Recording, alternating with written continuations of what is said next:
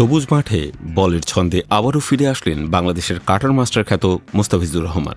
Pakistan super league PSL এর সরাসরি চুক্তিতে তাকে দলে ভিড়িয়েছে লাহোর কালান্দার্স। এই চুক্তিতে ফ্রাঞ্চাইজিটির ব্যয় হয়েছে ৬,৪৪,০০,০০০ পাকিস্তানি রুপি, যা বাংলাদেশি মুদ্রায় প্রায় ২,৮১,০০,০০০ টাকার বেশি। এই ফেরার খবর ক্রিকেট প্রেমীদের মধ্যে নতুন উচ্ছ্বাস সৃষ্টি করেছে।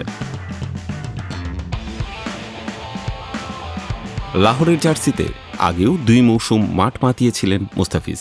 এবার ফেরার খবরে লাহোর বলছে, বাংলাদেশি ভাই মোস্তাফিজুর রহমান, যাকে ২০১৬ ও ২০১৮ সালে দলে নেওয়া হয়েছিল, আবার পরিবারের অংশ হয়ে ফিরে এলেন। আমাদের আনন্দের শেষ নেই।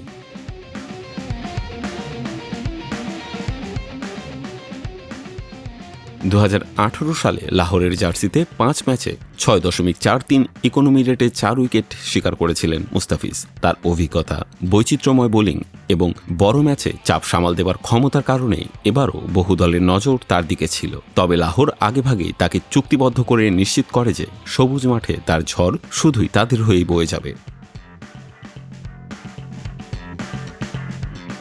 চলতি মৌসুম থেকে পিএসএল ফ্রাঞ্চাইজিগুলো প্রথমবার নিলাম পদ্ধতিতে খেলোয়াড় দলে নেবে। এর আগে ১০ মৌসুম ধরে দল গঠন করা হতো ড্রাফট পদ্ধতিতে। এবারের নিলাম অনুষ্ঠিত হবে ১১ ফেব্রুয়ারি। নতুন ২ দল যুক্ত হওয়ায় এবার মোট ৮টি ফ্রাঞ্চাইজি শিরোপার জন্য মুখোমুখি লড়াই করবে। এর আগে আইপিএলে কলকাতা নাইট রাইডার্স ৯,২০,০০,০০০ রুপিতে মোস্তাফিজকে কিনেছিল, যা বাংলাদেশের কোনো ক্রিকেটারের জন্য সর্বোচ্চ মূল্য।